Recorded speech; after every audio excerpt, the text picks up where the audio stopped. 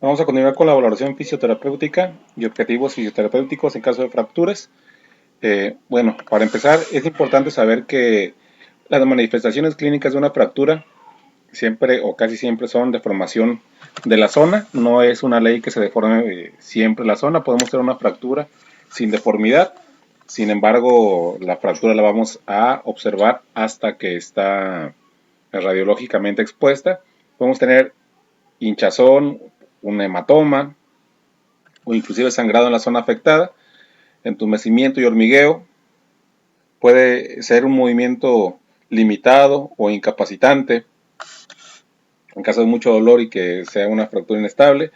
Y en caso de ya después de un tiempo puede haber fiebre, y bueno, también puede haber una sobreinfección agregada en caso de una fractura abierta. Y bueno, dentro de ya que pasamos o que ya pasó la fractura, en la anamnesis, el paciente nos debe relatar cómo fue que le ocurrió el accidente, dónde le ocurrió, el tiempo que ha transcurrido desde la fractura. Es importante, como ya lo habíamos visto en la clase anterior, saber la edad, la actividad a la que se dedica, eh, si tiene algún antecedente quirúrgico, si es alérgico a algo, eh, en fin, todas aquellas preguntas que nos puedan orientar para o que nos puedan decir eh, si nuestra fractura va o es susceptible de que tenga alguna complicación o al contrario, ¿no? Que pueda ser todo un éxito. Bueno, ya que hicimos nuestra anamnesis, vamos por la exploración física y bueno, esto después de la inspección y la palpación de la zona afectada, debemos evaluar la movilidad y el estado neurológico y vascular de nuestra fractura. Normalmente por ahí se van las complicaciones de las fracturas.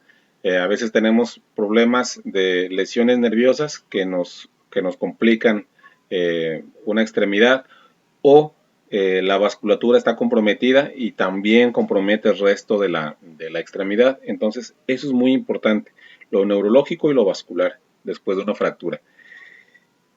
Y otra cosa muy importante es la exploración radiológica. Este es imprescindible en toda fractura para marcar un antes y un después.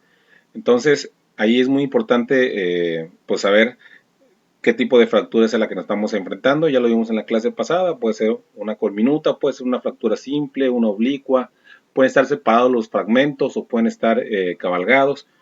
Todo eso es muy importante saberlo antes de ponernos a trabajar sobre nuestra fractura. Y bueno, la exploración radiológica siempre debe realizarse por lo menos en dos proyecciones. AP y lateral son las más comunes, eh, pero pues bueno, también podemos pedir oblicuas. Eh, y bueno, todo dependiendo de la zona que estemos evaluando, va a ser la proyección que vamos a solicitar. Hay algunos huesillos que requerirán alguna proyección especial. Y bueno, hablando de un hueso largo, la radiografía debe incluir las articulaciones proximal y distal a esa fractura del hueso largo. Y en los niños es importante pedir radiografías comparativas. A veces que si el niño es muy pequeño, pues sale hasta completo en la radiografía, ¿no? Pero si es un niño ya de edad avanzada y no puede salir en una sola, es importante hacer comparaciones. Y bueno, dentro de nuestros objetivos fisioterapéuticos en una fractura, es la prioridad fundamental en el paciente traumatizado siempre es salvar su vida. Antes de ponernos a pensar en que la fractura le va a quedar bonita o le va a quedar fea o va a comprometer la vasculatura o va a comprometer el nervio, es que no comprometa su vida. Ese es nuestro primer objetivo. Si ya podemos salvar la vida, entonces ahora sigue salvar la extremidad afectada con la fractura. Y si hemos tenido éxito en salvar su vida y en salvar la extremidad, ahora debemos poner nuestro empeño en que el tiempo para su restablecimiento a una función completa sea el más corto posible. Y bueno, con la última idea, el tratamiento de las fracturas puede esquematizarse en dos etapas. en la urgencia y el tratamiento local. Entonces, de manera urgente se contemplan tres aspectos.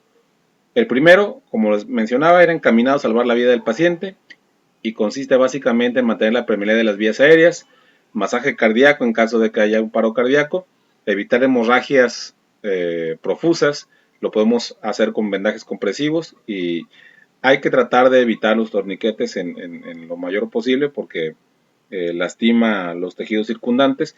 Sin embargo, pueden ser muy efectivos para salvar la vida en casos muy específicos. Eh, la inmovilización provisional también es uno de los grandes y olvidados, pero muy fundamentales para no agravar la lesión de las partes blandas.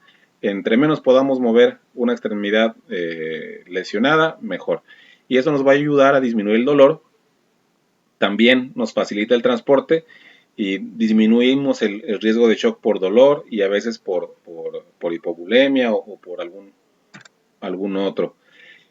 Y por último, es importante poder transportar de manera adecuada a nuestro paciente fracturado hasta un centro hospitalario y todo esto debe ser evitando riesgos para el paciente, que el paciente vaya cómodo y que sea rápido el transporte. Eso es muy importante.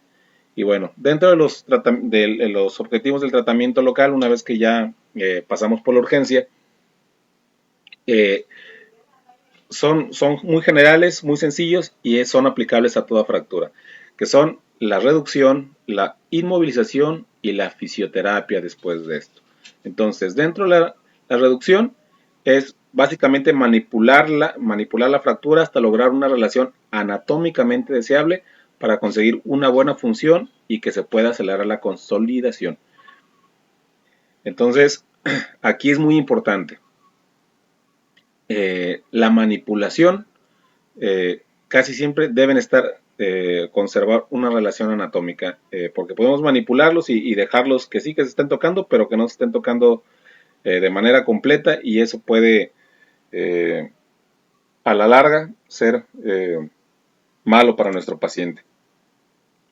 Entonces, si tenemos la posibilidad de reducir nosotros una fractura, hay que hacerlo cuando hay desplazamientos angulares y rotatorios y o cuando hay acortamientos que amenacen la función del miembro.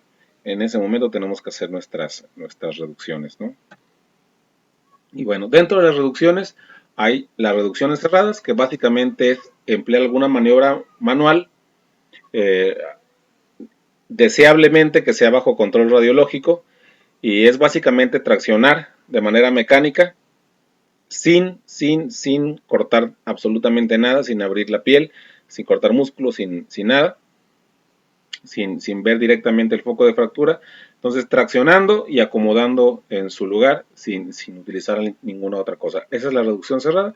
Y como me adelanté un poco, la reducción abierta es el tratamiento de las fracturas compuestas, cuando no hemos podido hacerlo de manera cerrada. Y bueno, ahí sabemos que abriendo y viendo directamente el hueso roto, se puede maniobrar para que quede completamente una forma anatómica y bueno, ya se ponen cualquier método de inmovilización, ¿no? Tornillos, placas, lo que el ortopedista considere necesario, pero ya se tiene que abrir la piel, el músculo, tejido celular subcutáneo, se expone completamente a la fractura. Y bueno, dentro de la inmovilización nos sirve para impedir que los extremos fracturados se desplacen, que haya dolor y bueno, con la inmovilización procuramos que la consolidación ósea pues se haga en una posición ósea correcta, ¿no? Por eso tratamos de inmovilizar a ambos lados de la fractura lo más anatómicamente posible y para eso podemos utilizar diferentes procedimientos dependiendo de la localización de la fractura. Uno son los cabestrillos, que básicamente es cargar la articulación para que no se mueva. Podemos utilizar yesos rígidos o articulados si es posible que se mueva la articulación, sería lo ideal. La tracción continua durante semanas mientras la fractura permanece reducida, en caso de huesos largos. la fijación interna en caso de que la fractura no haya podido reducirse por métodos cerrados. Y bueno, también se inmovilizan con fijación externa esquelética. Se unen los extremos óseos mediante agujas o tornillos fijados a los lados de las fracturas, ¿no? Y por último, la fisioterapia. Tenemos que los objetivos fisioterapéuticos o fisioterápicos que nos trazamos son favorecer primeramente la formación del callo de fractura. Luego, revertir los efectos negativos de la inmovilización. Ya sabemos que con la inmovilización el músculo comienza a atrofiarse, inclusive a veces la inmovilización puede provocar problemas vasculares y nerviosos. Entonces aquí la pauta es conseguir la máxima recuperación funcional posible y bueno, sobre todo prevenir las posibles complicaciones como problemas tromboembólicos, inflamación, dolor, que el músculo se atrofie o que haya rigidez articular. Entonces ahí van centrados nuestros objetivos en la fisioterapia. Entonces, dentro del tratamiento local en la fisioterapia también es importante realizar ejercicios isométricos si el yeso inmovilizador no lo permite. Cuando aún esté todavía este yeso colocado en el foco de la fractura, y bueno, ya después de eso hay que hacer ejercicios de movilización y de carga de manera progresiva. Jamás lo hagan de manera aguda porque corren el riesgo de refracturar o de separar nuestra fractura previa. Y bueno, hasta aquí nuestra segunda clase. Continuamos con la fractura y su tratamiento.